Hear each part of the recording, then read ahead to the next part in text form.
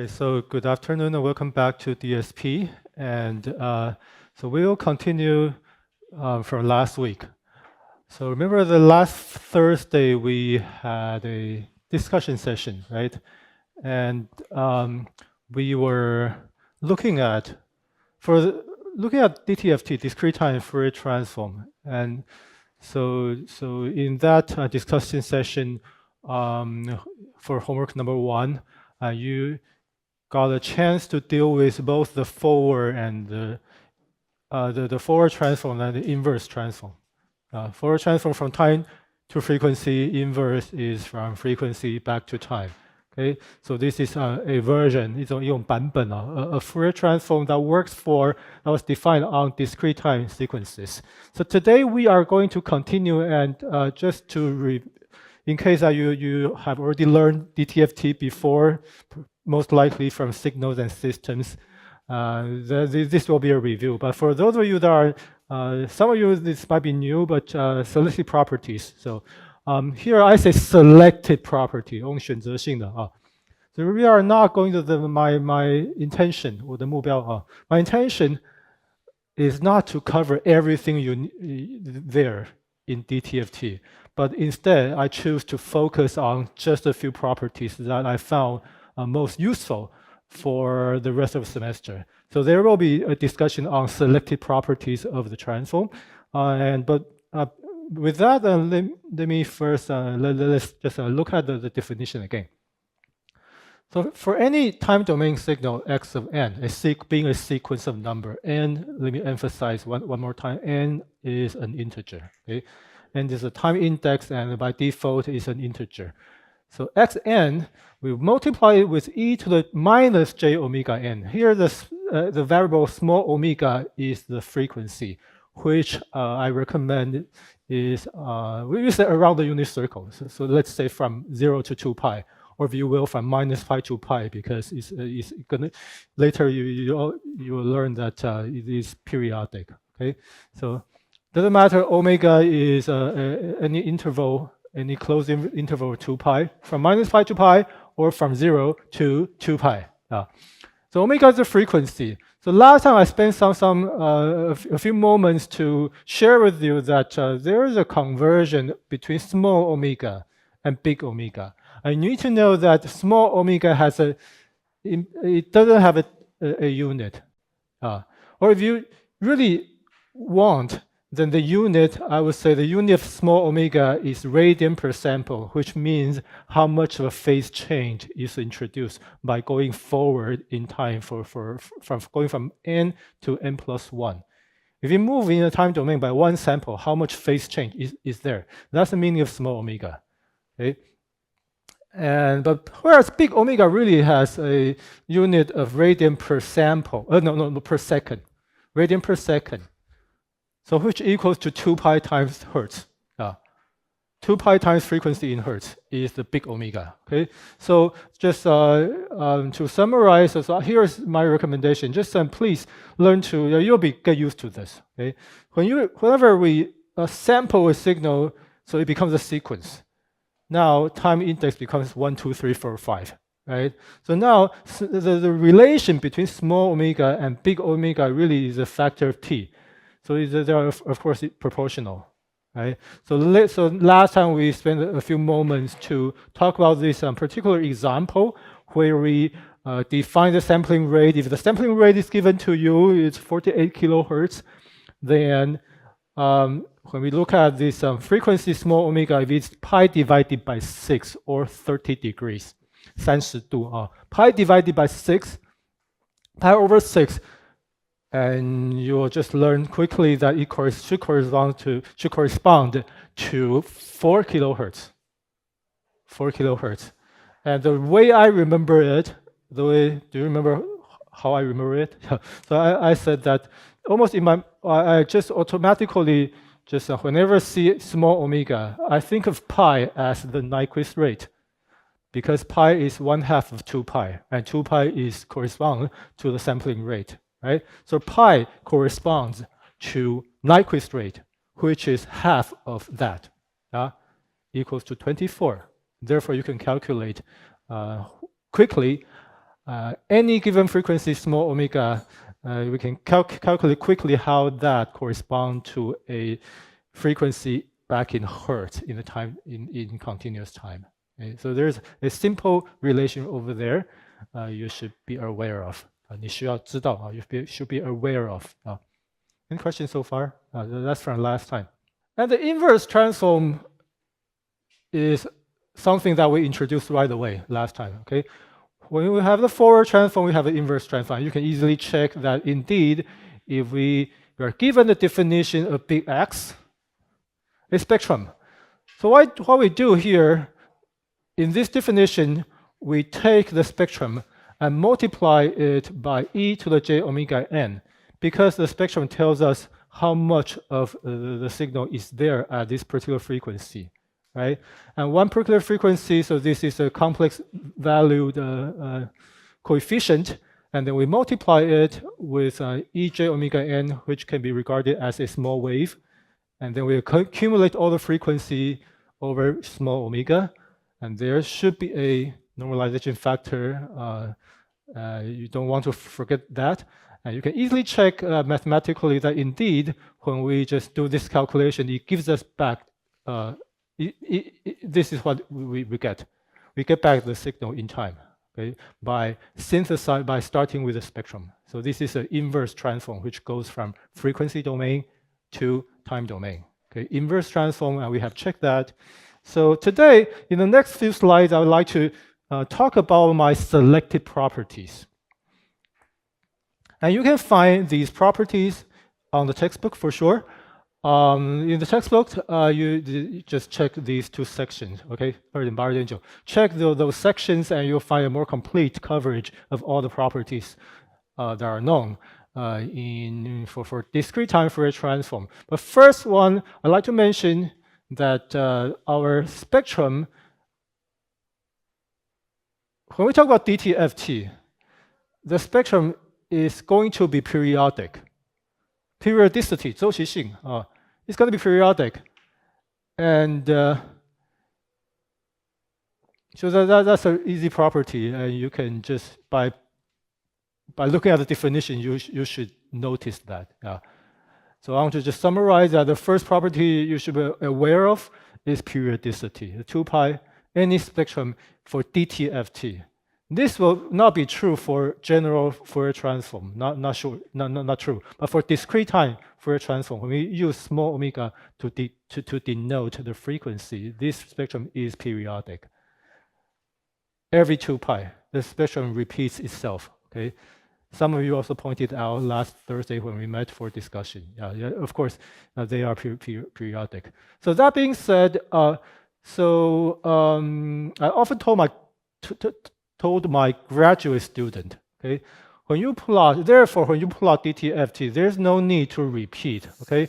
If I asked you to make a sketch for your homework or for your tests, if I ever asked you to sketch a magnitude spectrum for any DTFT, please, you can just plot from 0 to 2 pi, something, okay? Or you can plot from minus pi to pi. And that'll be great, okay? Yeah, for the same thing, actually, sort of the same thing. There's no need to repeatedly plot beyond a period of 2 pi, because the spectrum itself is guaranteed to be periodic, okay? There's no exception. There's no exception, okay? So let's say if I ever asked you to plot the magnitude spectrum of a signal, then just plot it with an interval of 2 pi. That will suffice. That will suffice. Periodicity. Can we move on to the second property? Okay. The second property is also quite important. So I recommended to you that in this classroom, in this entire semester, unless we mention otherwise, so if we don't mention, then we assume that our signals in time is real valued. Real valued. 它的值是实数的 real valued. Unless we mention otherwise. unless we emphasize, oh, well, this time xn is complex number. Okay. Otherwise, if xn is real to begin with for all n, then we have this symmetry property, number 1. Number 2 and number 3 are both symmetry properties, 是对称性的, about symmetry. The first thing, number 2, if time domain is real, then what we have here is that when we evaluate the spectrum at minus omega, that's where I read it. If we evaluate, 去计算, 去评估, if we evaluate the spectrum at minus omega, then the result is going to be the spectrum at plus omega but conjugated if the signal is real to begin with in the time domain. Okay? And we can easily check that. Okay, let's check this. Number 2, is it really the case? Number 2, check. So easy enough, we are going to evaluate our spectrum in the negative omega, at negative omega. So by definition, we apply the, the definition is, sure, we have xn e to the minus j, but minus omega n, and we sum over all n, and where we assume xn is real to begin with. So that's the meaning of evaluate the spectrum at minus omega according to the definition, right? And what's next? Apparently, minus and minus, we have a plus, right? So next step, of course, this is xn e to the j omega n. And this is, of course, summation n, x of n, e to the minus j omega n conjugate. And here we do take we take the assumption that xn is real, that x, the signal, is real. Then just conjugating the sum equals to the sum of conjugating individual terms. That's right there. So that's, then here we finish the check. Okay. Indeed, when we evaluate the spectrum at negative frequency, then it's going to be the same as if we are evaluating it in the positive frequency but conjugated. Okay. So that's the symmetry. When we replace omega with minus omega, then the result is complex conjugate. Okay. 共二复数啊，叫 conjugate 这个字啊 ，conjugate. Let me just write it. Conjugate. That's in Chinese is 共二复数啊 ，conjugated. Yeah. Okay. So what's the implication? What's the implication property number 2? If I ask you to plot the magnitude spectrum again, for a signal that you know is real, then what's the consequence? 后果是什么? What's the consequence? Do you really need to plot from 0 to 2 pi? The answer is no.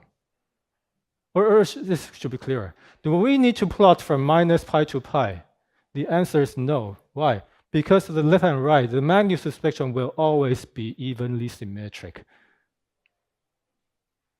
Yeah? When you flip the spectrum left to right, it's always the magnitude spectrum, I mean. Yeah. The magnitude spectrum. So there's a kind of a consequence. Let me write it. Okay? Because of number 2, so therefore, x e j minus omega, when you evaluate the magnitude spectrum at negative frequency, negative omega, it's going to be the same as evaluating this, right? What's here is equal to what's here, right? I will just taking the magnitude, taking the absolute value. But then, what's the absolute value of a complex conjugate of any complex number. It's the same, right? It's the same. The absolute value of a complex conjugate to any complex number is the same, right? Remains the same. Therefore, we have this so we obtain the result. When we evaluate the magnitude of a spectrum at minus omega, the result is going to be the same as the magnitude spectrum at plus omega. In other words, the magnitude spectrum, when we take the absolute value with the magnitude spectrum, it's going to be evenly symmetric. It's going to be evenly symmetric. So therefore, if somebody just plot this, let me just erase. If you just give me this plot, I give you full credit, okay? 这也是满分的啊。As long as our signal is real in the time domain. As long as our signal is real in time domain, which most likely it will be the case. Right? So that's sort of a kind of a practical consequence of this nice property. So this symmetric, so you don't need to plot the negative part because it's always going to be symmetric. Okay? I'm not doing a very good job, but you know what I mean. All right, so that's property number 2. Symmetry in the frequency domain. But how about now symmetry in the time domain? We know that in Fourier transform, a lot of times we have a property in the time domain, we have the equivalent property in the frequency domain. And you can call it duality, 对偶性，有这种的 duality. So if we have a symmetry property in the frequency domain, how about in the time domain? If we assume that our signal is real and the signal itself is evenly symmetric in the time domain. So given these two conditions, it turns out that you can show that the spectrum is going to be real valued. In other words, there will not be the imaginary part. The imaginary part of that spectrum is going to be 0. Purely real. Okay.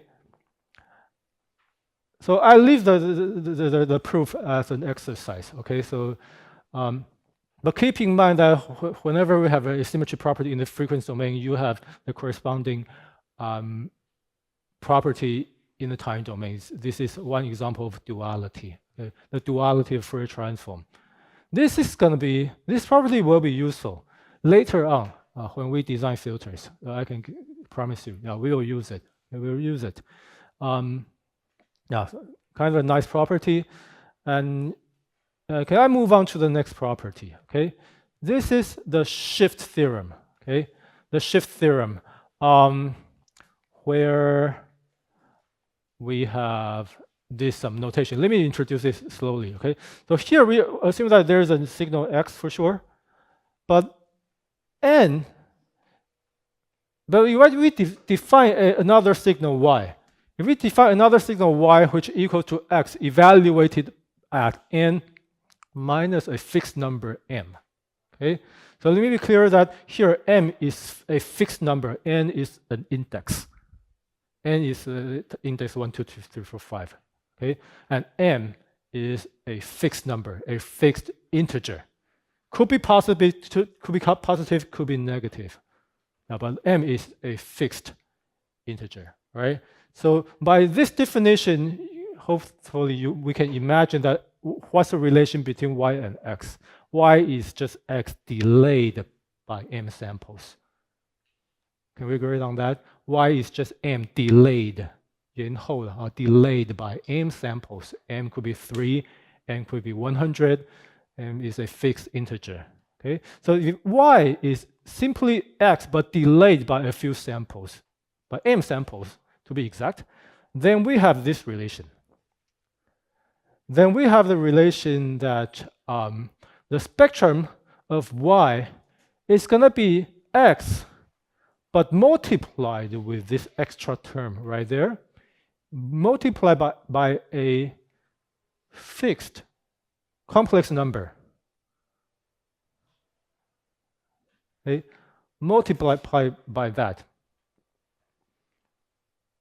I'm sorry, not a fixed number, but I mean m is fixed, but omega is still there. Okay, multiplied by this term, we can call the term a linear phase term. A linear phase term. Okay, so let me write this down. Let's have a brief discussion on this property. Let me, just erase this part. Shift theorem. And by the way, in tomorrow's discussion, I asked you to sign up. This is the first question for tomorrow's discussion. I'll ask any volunteer, if you will, come here to show that this is true. Okay, but here I would want to introduce, share with you kind of a physical insight. What's going on here when we shift a signal by m samples in time? It introduces a phase change for every frequency. And that phase change is e to the j omega. That phase change is omega times m. Okay? So let me point out. So if this is true, we are going to show it tomorrow in the discussion session. But here is my insight. If this is true, let's assume that this is true.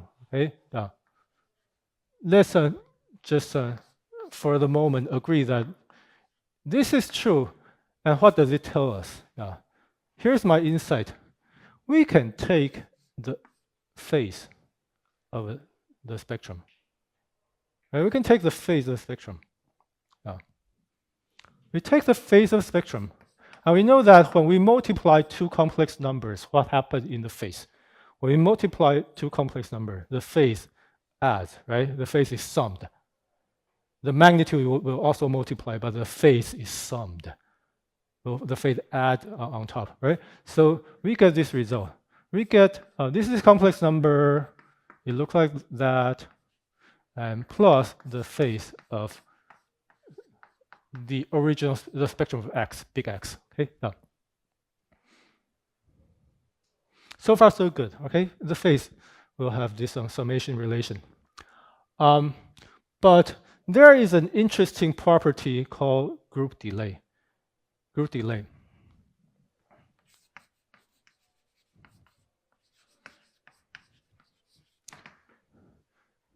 So it's defined as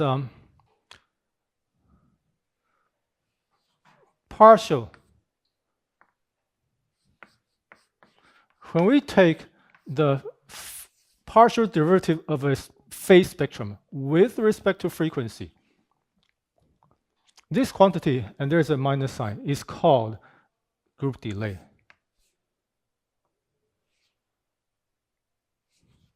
I should say group delay. I mean, anyway, let me just for the time being say it's group delay, okay? So that's a definition that's that we evaluate for y. Okay, for any spectrum y, we can evaluate its first derivative of the phase with respect to omega. Okay, phase on top, omega at the bottom. Okay. So if you do that, there's a negative sign. Then we are talking about partial here, partial omega plus partial x, the phase spectrum of x, also with respect to omega. So there's a simple equation, right? If this is true, if that's true, this is true, then this should be true. The equality should hold over here. Okay? So what do we have? So what's here? What's the phase of e to the j something? It's simply the exponent, right? You need to be careful. The exponent omega m, right? So well, watch me. So so here equals to omega m. Okay, is that clear? The phase equals to omega m. I'm sorry, there should be a minus sign. Yeah, not omega m, but minus omega m. Yeah, minus omega m. Yeah. And then when we take the derivative of minus omega m with respect to omega, so what do we get? We get m, right? We get minus m. So we have minus m, and let me just still copy that term over here, over there. I close the bracket, the brace, and then this becomes an interesting property.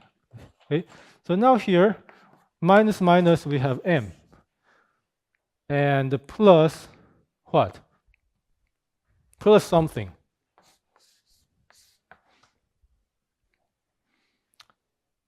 So that means the group delay for y, for that y in the time domain in the frequency domain, the group delay for y equals to m plus the group delay for x. Yeah. So this is for y. This is for x at every omega. Yeah.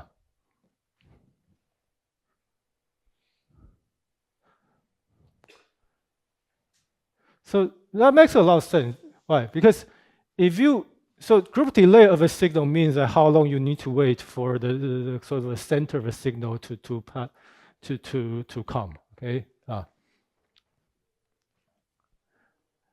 So we'll come back to here. Okay. So there's a kind of deeper insight in in the shift theorem. It makes a lot of sense.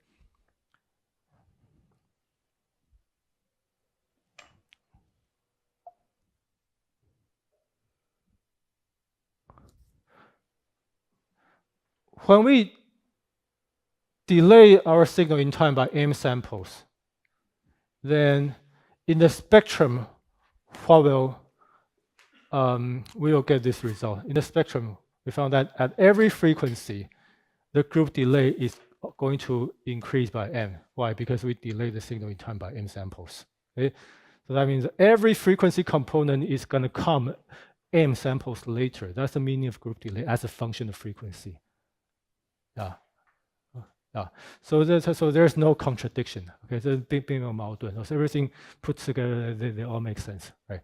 So yeah, so that much we can say talk about this shift theorem, which will be discussed tomorrow, and also we are going to now move on to the next property. Right?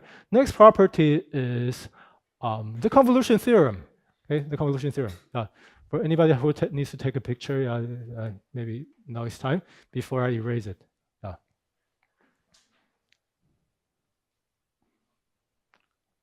Okay, picture break. Yeah, picture break. Yeah, let me go to that side. So with that, with the very useful shift theorem, then now we can officially talk about the convolution theorem. Okay, the convolution theorem goes like this, okay? So here we are talking about two signals in time. And we want to calculate what is called convolution of the two signals. So let's denote one of the signal as x, the other as h, okay? X and h. And we use this notation, x convolve with h, and here, this is my preference, or prefer, my preference of how we denote convolution. I want to emphasize that x is a signal, h is a signal, and convolution as a result is also a signal. So this is my notation. X convolve with h, and which will be a signal. That's the meaning. Right? This is why I use this notation. You might not find it in the textbook, right? But just to emphasize that the result of convolution is a signal.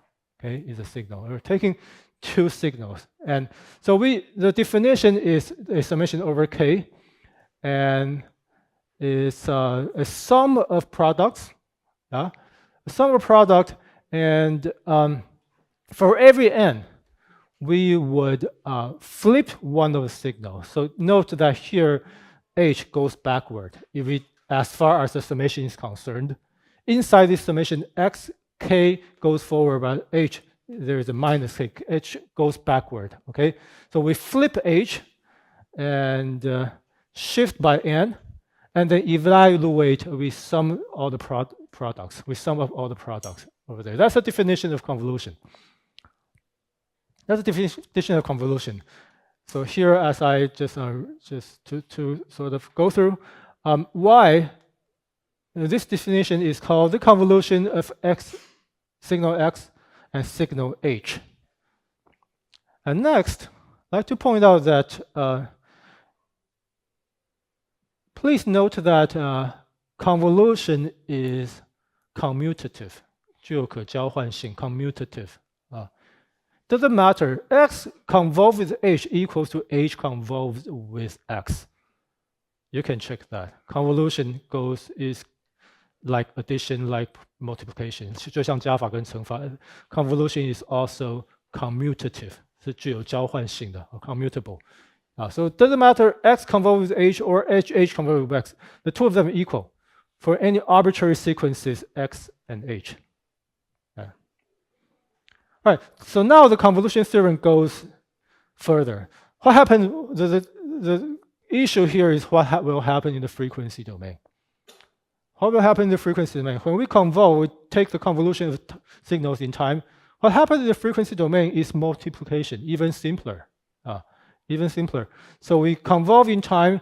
So it turns out we will show that we can show that, and we will show that in the frequency domain, we take the product of two spectrums, and the result is the spectrum for the convolution. You take convolution in the time domain, the result that the consequence is that the two spectrums will multiply in the frequency domain, right? For all omega, and this property is called the convolution theorem. Okay. And convolution theorem is gonna show up everywhere throughout the semester. When we talk about systems, when we talk about any linear time invariant systems, okay. So in this semester, we will just mostly use h to denote the impulse response of a system, where x will be our input. So just to put this thing into a bit of context, we would often talk about a linear time invariant system, which has an impulse response denoted by h. Okay, impulse response is a system. The impulse response of a system. So the context often goes this way: if h is the impulse response of a system, and then we take x as the input, then the result is going to be x convolved with h. X convolved with h. Yeah. So that's the most often the number one context in which we use the convolution. We think about the convolution theorem. Okay? We'll come back to this. Okay? We'll come back to this. Now, next, I would like to invite all of you to work with me through the proof of convolution theorem. Okay? Let's work on that. So convolution in time domain, multiplication in frequency domain. How come? Yeah. Let's make a derivation, right? Shall we? Let me just stay on this side. Okay, so we want to evaluate y ej omega. And what is y ej omega? But y ej omega, the spectrum, by definition, is a DTFT of signal y in the time domain, right? So by definition, it should be equal to summation n, yn e minus j omega n. That, right? Yeah. But then what is yn? Yn is suppose that y is x convolved with h. So yn, what is yn? Yn is a summation over all k, right? Convolution. xk h n minus k. That's y in time domain by definition. Okay? And we copy this term right here. So what's next? Almost always when we see summation, double summation, what can we try? Changing the order, right? We try changing the order. So we put k outside and n inside. So anything that has nothing to do with n can be put to the outside, which is this term right here. While in the inside, now n goes inside. Summation over O goes inside. It goes inside, but and then let's just write down everything that depends on n. Okay, so that which is this. Okay, so what do we notice? What did you notice? What do you notice? Here looks like what? It looks like the Fourier transform of something, right? It looks like a Fourier transform of one thing. What's that thing? The thing is h shifted by k samples, right? So here we are going to apply the shift theorem. This is the place where we can apply the shift theorem. So here, because of shift theorem, we know that this term equals to what? It equals to the spectrum of h, but with a linear phase term. With a linear phase term. As far as n is concerned, k is the fixed number. So here, e minus j k, what?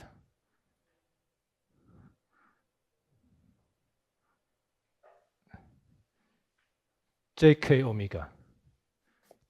Or j omega k, if you will. Okay. E to j omega k. Okay. So we can continue, right? Now we can continue. So you are probably seeing the result. You're getting close, right? Are we getting close? Yes. Now we copy everything here, still summation over all k. xk is copied right here. But here now, what do we have? We have e to the minus j omega k.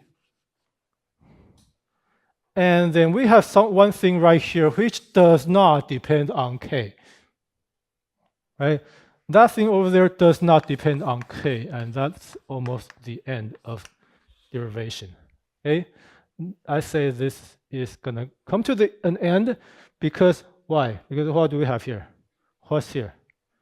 What's showing on here? What's showing right here? Summation over k, and k is just a dummy index, right? A dummy index. So this is exactly the spectrum of x. This term equals to spectrum of x. By definition, that's the DTFT of x, evaluated at omega, where k right here, don't worry, it's a dummy variable. Okay? Yeah, so now we have, on the left-hand side, we have y, big Y. On the right-hand side, we have the product of h and x and h. So that finishes our check on a proof of a concise proof of a convolution theorem. Okay. So far, so good? Yeah? Is this good? Okay. Yeah. So I think that's a nice exercise to review once in a while. Yeah. Convolution theorem. We come back to this is super useful. Okay. Convolution theorem has a lot of meaning in this context, in the context of studying systems, studying linear systems. Yeah, we come back to that. Okay, so next thing, this is a bit quick, but this next thing is a beautiful theorem. Okay, perhaps one of the very nicest theorem that we'll encounter in the entire semester. So I would love to share with you. We need to know that there's a thing, a theorem that's related to energy. Energy of a signal.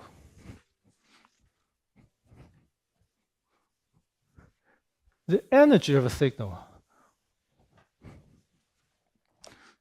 So let's look at the result first, okay? There's an identity, 一个恒等式 identity. This is an identity which applies, which is true for any given signal. Okay, for any given signal x. Yeah, if we sum up the square of x, I mean square of the absolute value of x, sum them up in the time domain, the result will basically be equal to integrating the magnitude spectrum also squared in frequency.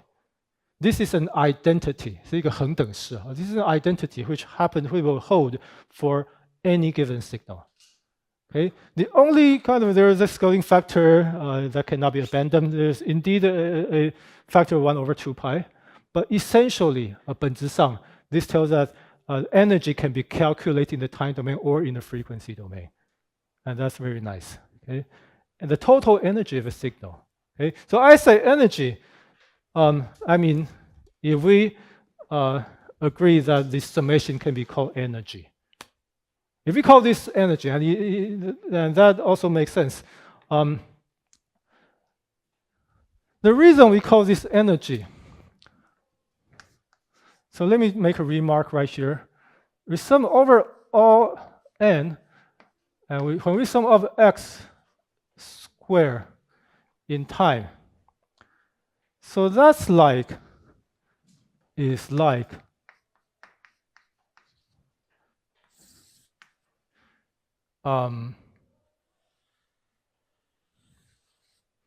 so let's say we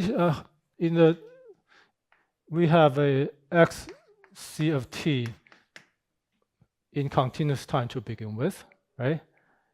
And the unit might be volt, yeah. Okay, unit might be volt. So the idea is that if we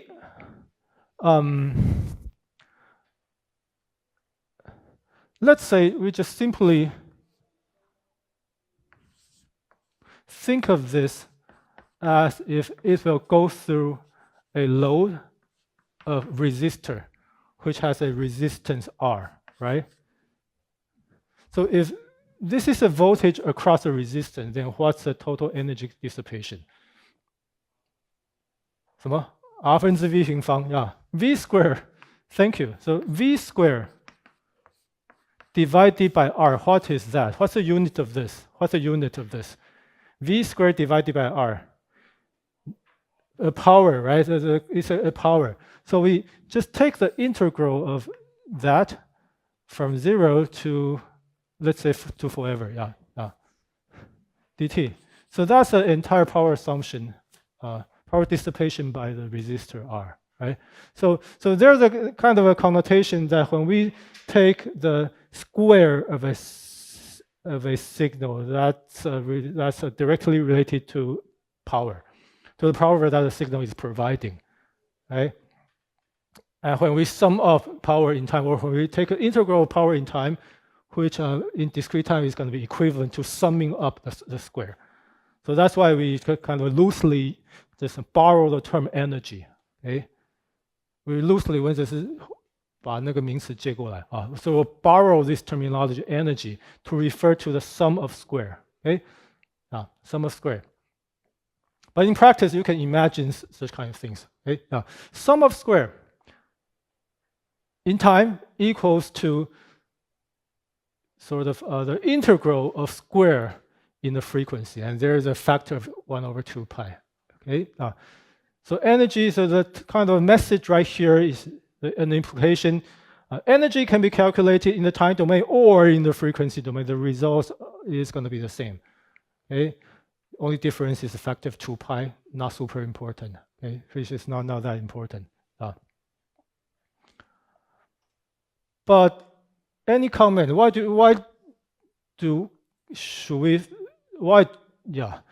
you ever wonder why the professor thinks this is a beautiful theorem, in what regard?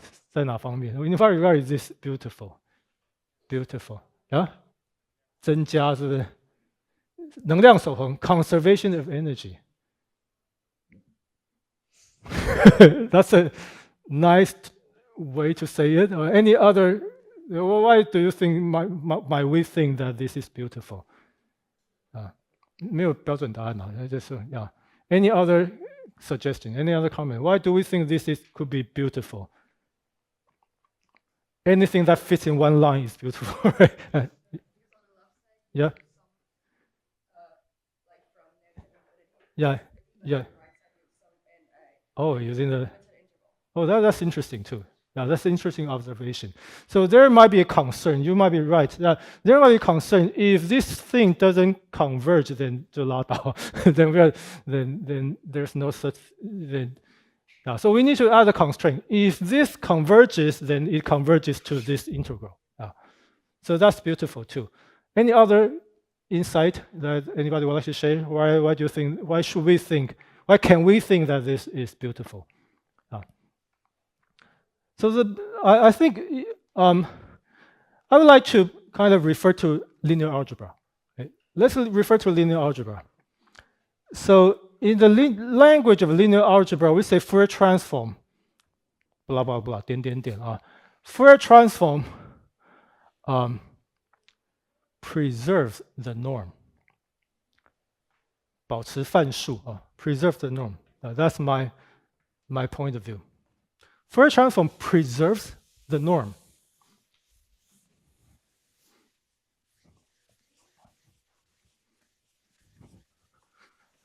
And that's a terminology in linear algebra. I say, let me point out that this theorem shows that Fourier transform, and in this case, a discrete-time Fourier transform. Discrete-time Fourier transform, discrete-time Fourier transform preserves the norm. Preserves the norm.